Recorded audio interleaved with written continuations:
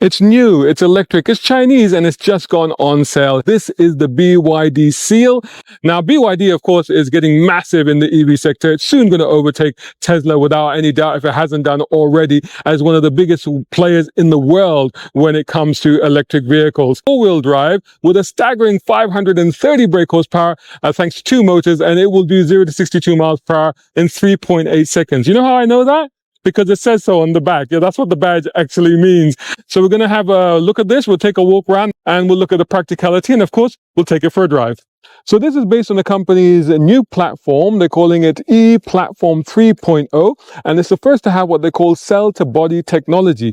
And that basically means that the battery is fully incorporated into the structure of the car. So it actually forms part of the rigidity of the car's frame itself.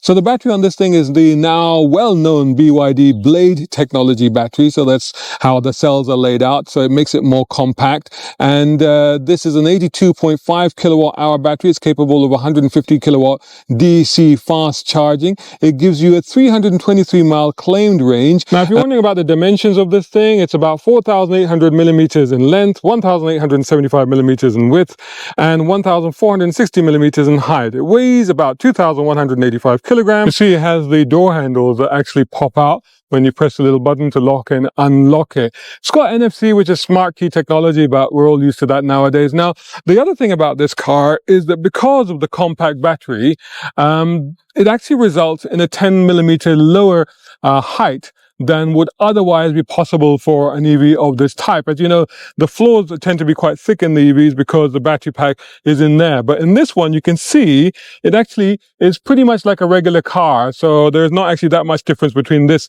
and a normal ICE car. Check out the sleek shape of this thing. Honestly, I think it's a pretty good looking car there.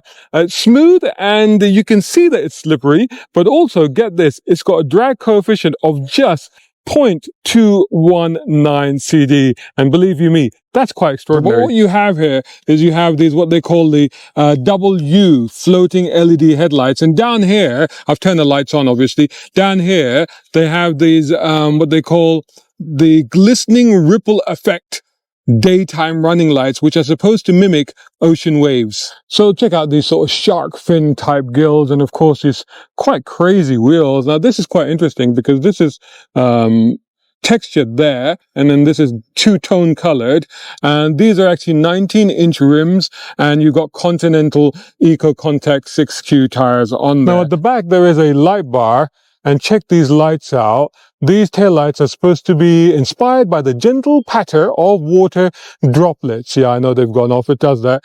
Anyway, they do look nice. And at the bottom here, obviously no exhaust pipes, but you have this quite extraordinarily aggressive looking rear diffuser. Now, if you're wondering what that is, that's actually the boot release. There's the camera. This thing has got loads of cameras. So before I show you the boot, there's a camera there. There's a camera just under the mirror there. And of course, there's a camera at the front here, just above the number plate. It's also got ultrasonic sensors and radars. It gives you a full 360-degree cameras. I'll show you inside. Let's take a look at the boot. As it opens up, it's powered. Yep, you don't have to do anything. And there you go. It's quite a deep boot, actually. It's not too bad. And all the cables and stuff are here. But also, there is actually a cavity under here. So you could put them down there if you wanted to. It does have split folding rear seats. It's interesting the way you can just see the edge of the trim there.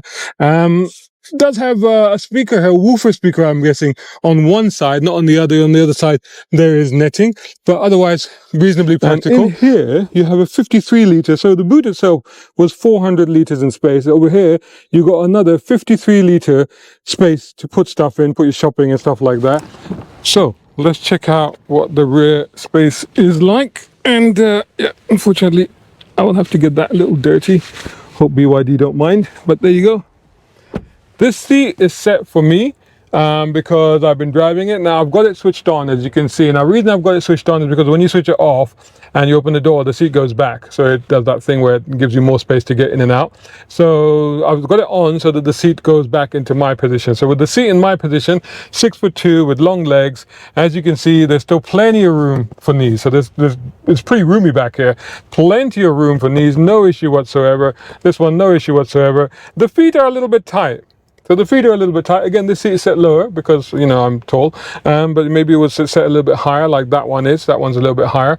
But so just in that case, the feet are tight, but it's not too much of a problem because like you can still get them in there. Very, very nice design to the seats. Look at that. I love the shape. And also the other thing about sitting back here, it's hard to make it out on a camera, but if I can express it to you, because of this huge window here, this, I mean, they call it a panoramic glass sunroof, but I'm just going to call it a window. Obviously it's got protection, so it's slightly tinted, and you know, protects your skin and all that, but it lets in a lot of light, and the sensation of this, is that full widescreen? Yeah, it's full. The sensation of this is a very large, capacious, airy interior, so that's really handy. You've got adjustable seat belts, you've got a hook here, you've got your lights there, which is touch on, touch off. The diamond quilted pattern on there, BYD is inscribed into there. It's got the Isofix child seat anchor points, 2 cup holders there, and back here you've got a little pocket there, 2 vents, and what's this? Oh yes, you have USBs. So you have a full USB and you have a USB-C as well there. So now, foot on the brake, starter button is down here, and you press it, and then this is what happens. So you got the little droplets of water and stuff like that. And then it asks you to enable an app. I haven't downloaded the app, but obviously if you're an owner, you would do that. Let me turn the fan speed down. So it is very good. So you can straight away go into all of this information right here. And from here, you can do domestic air purification. Now this is very interesting. Let me show you this one. So this has actually got a particulate filter. So telling you now is that it's saying that there's 22 or 20 PM particulate emissions outside, but in here, they've cut it by more than a half. Actually, that's quarter, dropped to 5 there at one point. So it's got air purifications, AC settings, it's got heated seats. The funny thing about the, oh, it's gone into here now. So funny thing about the heated seats is that you have to go into here to actually get to the heated seats. And you've got heated steering wheel as well. And you can see all of it here. Now, let's go back to the home screen. Now, I've jumped straight into the screen. I might as well take a bit of time because this is very complicated because there's all these things. And also the other thing is that it does that famous trick that BYDs have, is they have this is a 15.6 inch screen, but it rotates, so you can have it this way or you can have it this way. If you use Apple CarPlay, it will automatically go into this mode, into landscape mode, because it doesn't do it with portrait mode. This is the surging wave style dashboard that they got. Look at that multi, so they got leather, soft leather, like, well, kind of, yeah, soft touch, yeah. And you got the more plastic bit there, you got the vents hidden in there, a nice bit of trim there. Look at that, interesting design. Then you got this sort of felt texture there. Again, it also curves really nicely into the door. Again, we've got the quilted design on here. And so going back to the screen, so just putting it back into the other mode, which can be done from here. On the steering wheel, you've got obviously the BYD, you've got all the controls for your cruise control, which I haven't really tried. And then you've got your voice control and all of this sort of stuff there, volume and mode and all that. I'll come back to that in a minute. So in here, so you got your Apple Auto, you got your smart charging. It tells you all about that. You know, you can set the timings and all of that. So if you're doing it at home, variety theme, just changing the background colors and stuff like that to whatever you like. So you can personalize it. Settings are in there, including some vehicle settings. So fan reduction speeds, purification, vehicle health, tells you the maintenance and the driver assist systems, intelligent cruise control, system settings. So all of that is there. I mean, there's a lot to it. I mean, we could spend the rest of this review just talking about this. I want to show you obviously the images, the 360-degree image that you get all around the car. We could literally do that. So, but let's not do that. Let's talk about the rest of the car as well. You've got your instrument panel here. I think that's 10.5. I can tell you exactly. I've got it written down. And this is a 10.25 instrument screen. And again, this is only configurable in the sense that you can, with these buttons here, you can choose what you want to keep on the display. So whether it's a tire pressure, and you've got your numbers there, what is actually happening to the car in terms of which motor is running and whether the battery is charging or whatever. Steering wheel, like I said, you got this, you got flat bottom steering wheel. It's quite nice to hold. It is rake and reach adjustable. You've got all your window controls there. This is for the boot. Over here, you got wireless charging, 2 of them. So that's quite handy. And under here, you got pocket. And under there is where you've got the 12-volt power supply and you've got your plugs as well. Actually, is that 3 in there? I couldn't see because I can't get down this, but now I put the camera down there. It looks like there's actually 3 plugs in there. So 4 altogether. So that's quite handy. Then you've got your cup holders, and then you've got a deep cubby box. So there you go, and then you've got your mirror, and up here you've got, again, the lights as well. So quite nice, actually, quite solid, quite strong, quite good quality. Feels like it's really, really good. Oh, you've got child Isofix anchors at the front as well, in the front seats as well. So, I mean, like I said, we could go on and on and on about this stuff. Maybe I should just give you a few bits. You've got the crystal button here. Here are the modes. Oh, yeah, so it should tell you the modes. So the modes are here. So you've got Eco, Sport, and Normal. I drove it in Normal the whole time yesterday. I haven't been out in Sport yet because it was all in town. And you've got the fourth mode is the Snow mode, which is that one. But it doesn't actually do anything to the screen there, so it's just there you go, put it back into normal, and that's fine, and that's your climate control there. This thing also has a heat pump, so it's quite efficient in that sense.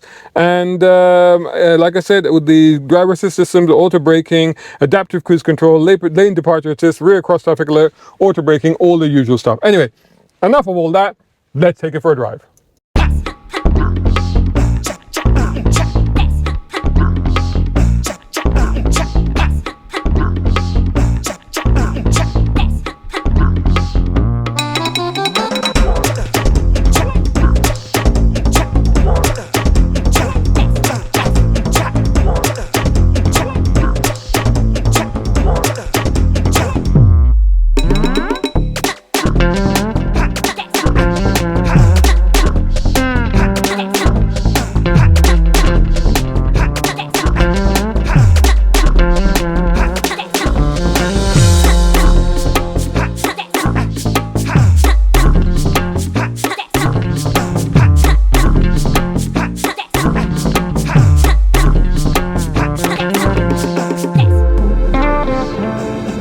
So we're on a little bit of a dual carriageway section. We're doing about, well, we can get up to about 70 actually on here.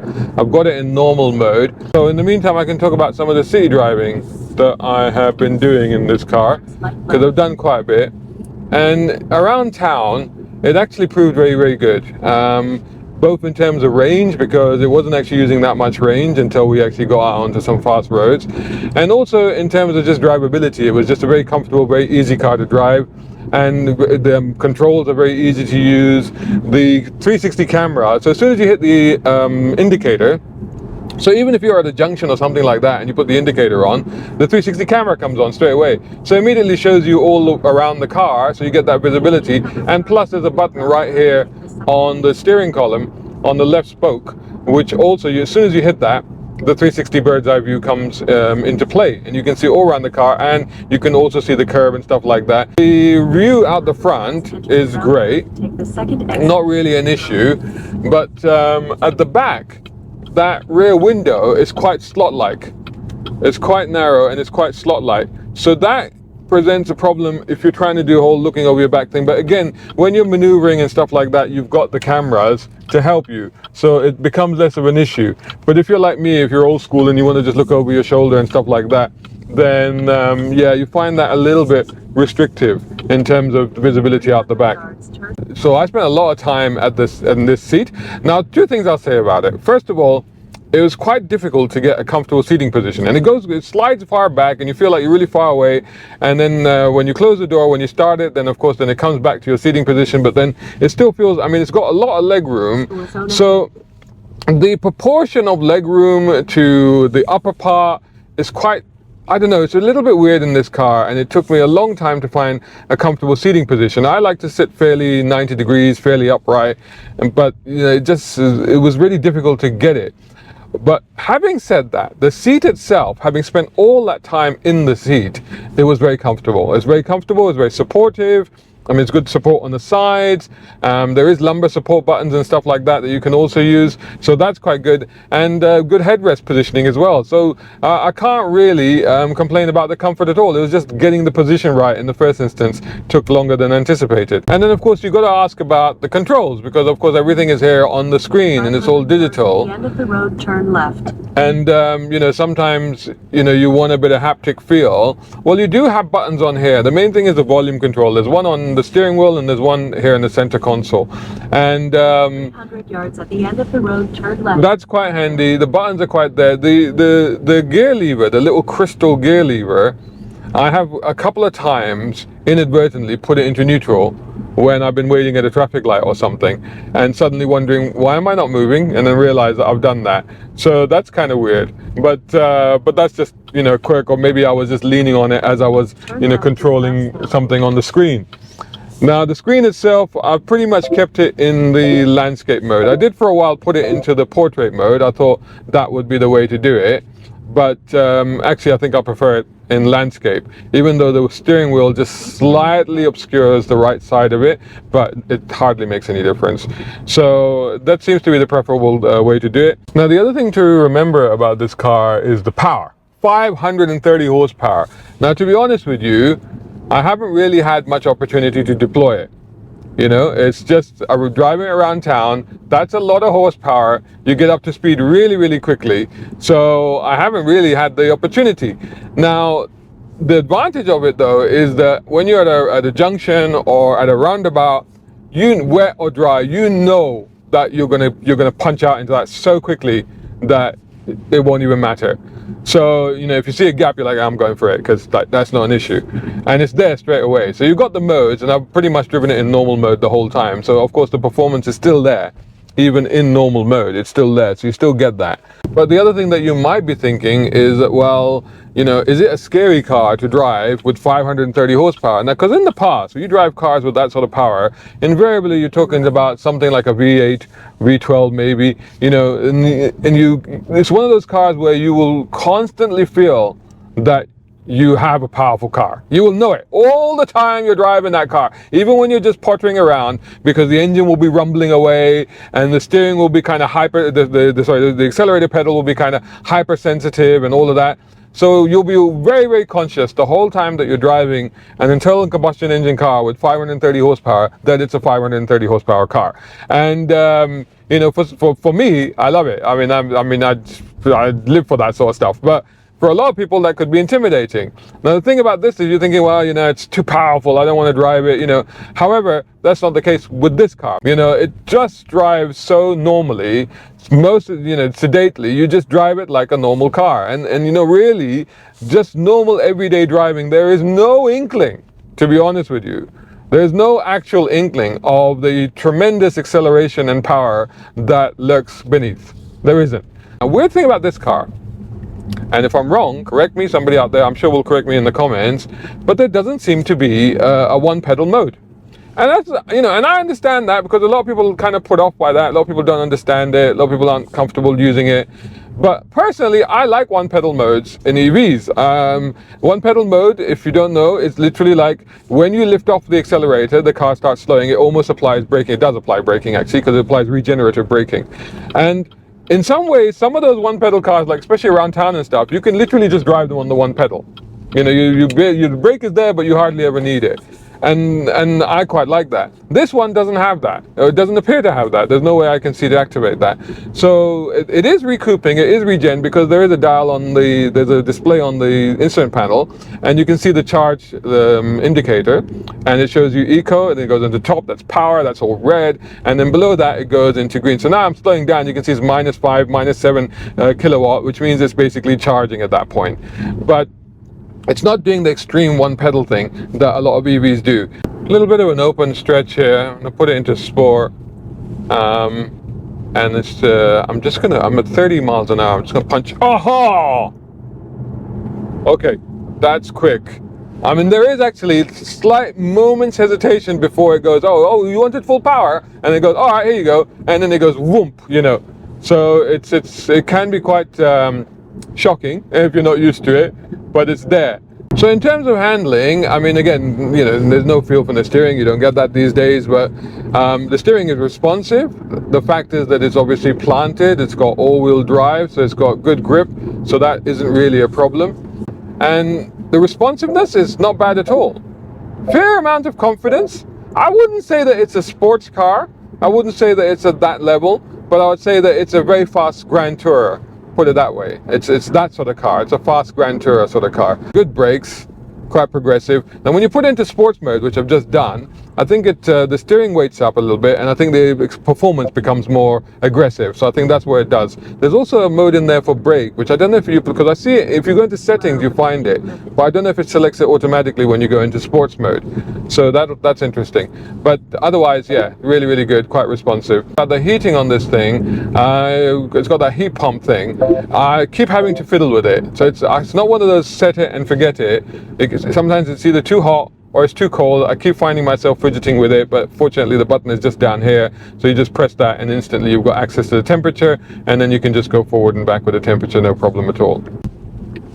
As for the ride, it's very good in this car, particularly when you consider that with EVs, I always find that they're a little bit rigid, a little bit hard, and that I always put it down to either the fact that they've got the EV tires, or the fact that the battery platform makes them really, really rigid. Now this one, you do also get that rigidity. You get that real slower body strength. You can actually feel that in the way that the car moves, but you don't get the harshness that you sometimes get. So maybe the way that they've integrated the battery and the cell structure, you know, which they say is a first for this car and this sort of platform, maybe that really helps in that. Also, I mean, 19-inch wheels on this car, so not ridiculous 20s or 21s, but 19s. But 19s are still big, but and they certainly look big enough, but maybe that also helps a little bit. But yeah, I mean, you can hear the bump thump now and the roads around London are just terrible now, especially with all the rain that we've been having. There's just potholes everywhere, as you can see. But you can hear it, and you get a little bit of a judder, but most of the time it just smooths it out and it keeps it very well. But the main thing is that there isn't that rough harshness that you sometimes get with EVs. So in that sense, again, very, very smooth. To conclude with this car, a really good offering in the EV segment. Another very, very good car from BYD. BYD are just rocketing right now, and you can see why. I mean, the cars are really well done, they're really well made, they're really intuitive, and they sort of answer all of your needs when it comes to transport, particularly with EVs. And they add a little bit of extra in terms of the style and the performance and all of that sort of stuff. So there's, you know, so there's something to be said for that as well.